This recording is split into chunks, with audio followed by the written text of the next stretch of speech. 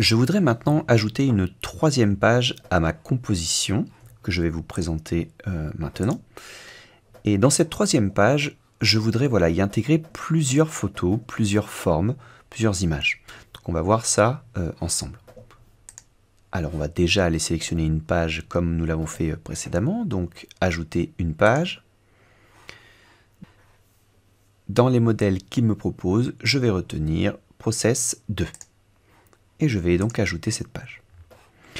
Voilà, dans cette page, les sous-titres ici ne m'intéressent pas, donc je vais glisser pour faire une sélection multiple. Je les supprime. Je vais tout replacer correctement. Donc là encore une sélection multiple de tous mes éléments pour les descendre un petit peu. Je vais maintenant personnaliser les titres, donc je rentre dedans. Ici, mobiliser le muscle. En deuxième titre, j'aurai quelques connaissances. Et mon dernier titre sera propose ton exercice. Voilà. Les images ne correspondent pas évidemment à ce que je souhaite voir. Donc je vais les sélectionner une à une pour les supprimer.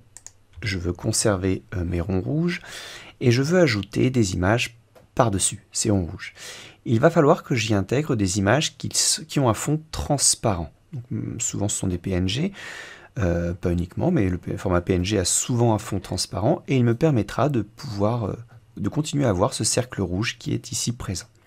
Alors pour chacune des trois images que nous allons insérer, nous allons voir trois possibilités différentes.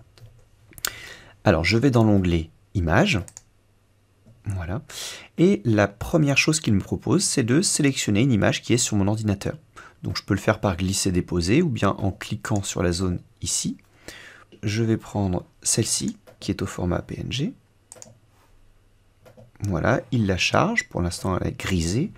Elle va apparaître en couleur dès qu'elle sera disponible. Voilà, c'est fait. Je n'ai plus qu'à faire un clic dessus et je peux maintenant en disposer sur ma composition. Là encore, je peux la dimensionner. Vous voyez que là, l'erreur d'affichage dont je vous parlais tout à l'heure, il me propose en fait une croix, pas une double flèche. Pourtant, c'est bien une double flèche qu'il aurait dû me proposer initialement. Voilà, je redimensionne correctement mon petit dessin. Et voici ici ma première image intégrée. Pour ma seconde image, je vais profiter des images que Geniali me propose. Un peu plus bas, vous voyez que j'ai accès à plusieurs sources. Ici des fonds transparents ou ici des images provenant de Pixabay. Dans les deux cas, on propose des images libres de droit. Donc ce qui est très pratique. Donc moi je cherche ici une image avec un fond transparent, on l'a dit tout à l'heure. Je vais indiquer sport, entrée.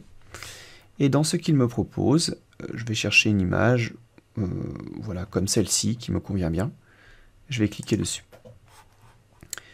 Je vais la redimensionner et cette image sera pour la troisième bulle qui est propose ton exercice. Voilà, j'ai ici donc mes deux premières images. Pour l'image du centre, je vais aller faire simplement une recherche sur Internet.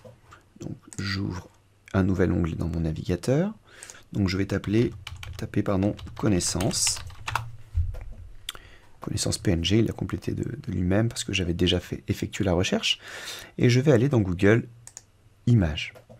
Donc on voit ici pas mal de choses qui peuvent m'intéresser. Alors pas mal de choses, sauf que ici certaines images ne sont pas libres de droit et je ne peux les réexploiter comme ça sans autorisation. Alors on va utiliser une fonctionnalité ici de Google qui est rangée dans Outils, ici, et dans Droit d'usage, je vais sélectionner Réutilisation autorisée. Alors vous voyez que tout de suite le choix il va être beaucoup plus restreint et souvent beaucoup moins intéressant. Donc on est parfois obligé d'adapter un petit peu sa recherche. Ici je vais directement marquer cerveau par exemple pour chercher une image voilà, comme celle-ci qui me conviendra très bien. Lorsque j'ai sélectionné mon image, je vais faire un clic droit dessus et je vais aller simplement copier l'adresse de cette image. je retourne sur mon éditeur Geniali et dans mes images, je vais aller lui indiquer ici, dans la partie URL, l'adresse de l'image que j'ai retenue en collant le lien que je viens de copier. La petite flèche ici au bout, je clique et l'image est instantanément chargée. Je fais un clic et je peux redimensionner ici mon image. Hop. Voilà, donc là on a vu 3 manières différentes d'intégrer des images.